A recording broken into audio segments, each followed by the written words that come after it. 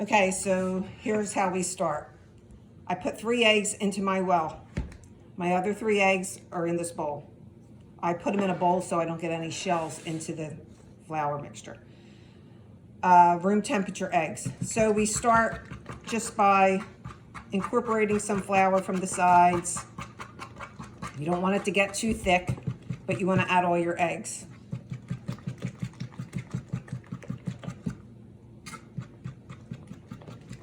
This is the hardest part of making Easter bread. But after that bread gets into the oven and you smell that aroma in your house, you're going to thank me.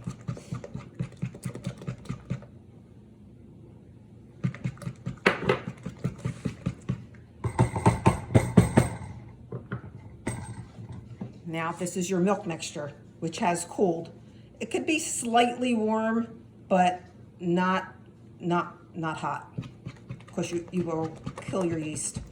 And you're going to gradually add the milk mixture, taking some flour from the sides. I mean, I think you could do this in your KitchenAid. I tried it a couple times, wasn't happy. I think I just like getting my hands into the egg mixture and doing it by hand. That's how I was taught. That's how my mom always did it.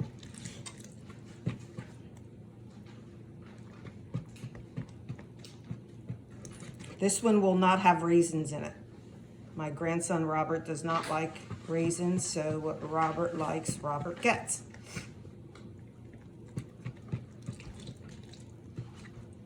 And you can actually do this kind of fast. You don't have to really, I mean, just gradually take the I don't know if you could see that from the camera, that I'm getting the flour from the sides.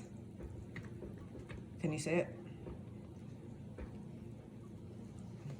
Okay, I think I can see it, or you can see it. So then after you get all that mixture in there, get your spatula, as my mother would say, get it all out, all the goodies. This is what the yeast should look like, nice and foamy.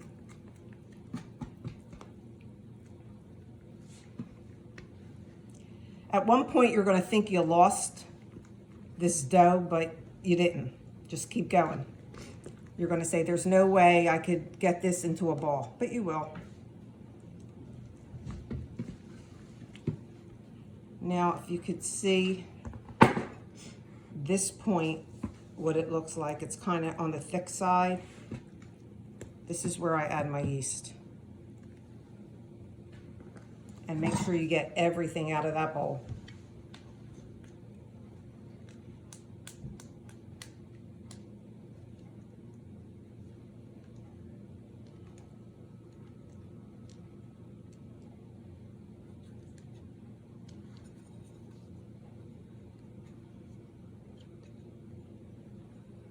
That's what your yeast bowl should look like. Cleaned out.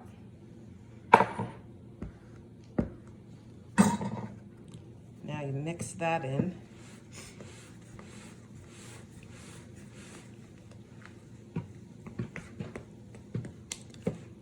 Now you don't want to take too much from your sides, because then you will no longer have a well. So what you're going to do is start adding from your flour bag, and always start with a fresh 5-pound bag of flour. It takes that much flour. And if you're doing the recipe with the raisins, start with 2 5-pound bags of flour, or 5.5 pounds, because it takes a little bit more because of the Marsala wine in the dough, in the raisins, I should say. And you just keep adding and stirring.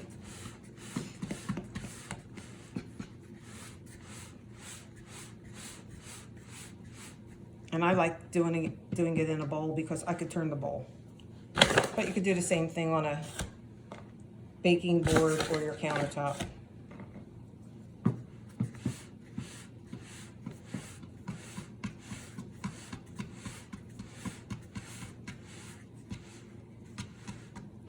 Now it's starting to get a little thick.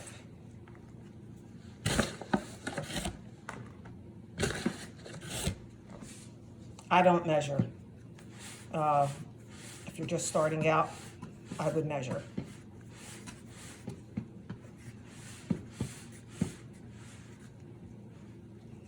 So you got to decide at what point do you stop with the fork and you put your hands in there. This is your first time, I would have someone with you so they could hand you things if you need them, or more flour, grab another bag of flour. Now we're getting thick.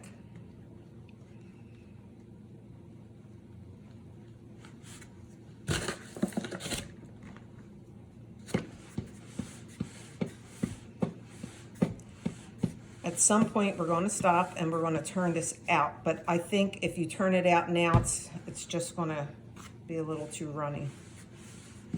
But if you're doing this on a baking board, you're still having your large sides of the well that's holding all this in.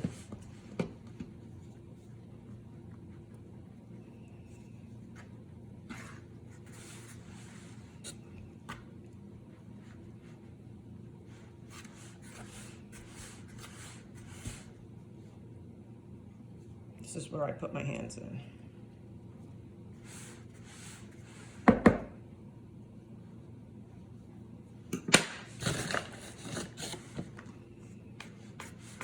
Now you start working the flour that's on the sides into the dough.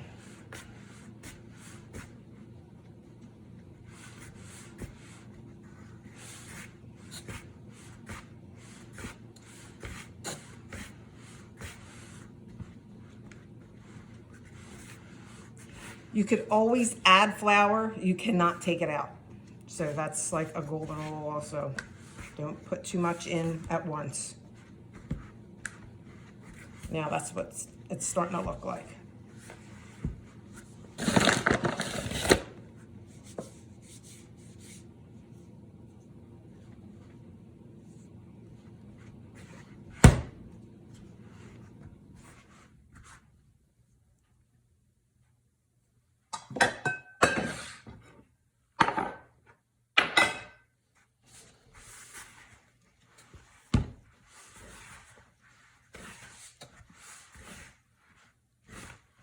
Now we need, it's very sticky, you need to put flour.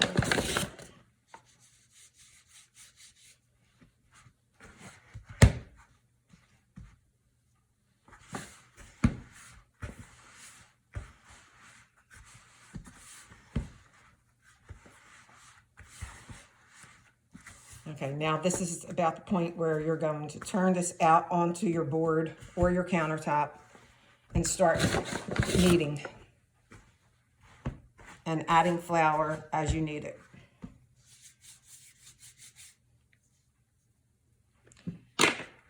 So with that, we put a generous amount of flour on your baking board or your countertop or whatever you're using. Turn that dough out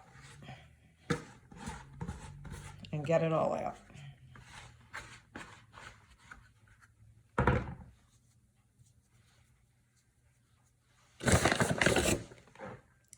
Add a little flour into the bowl to get all the dough out.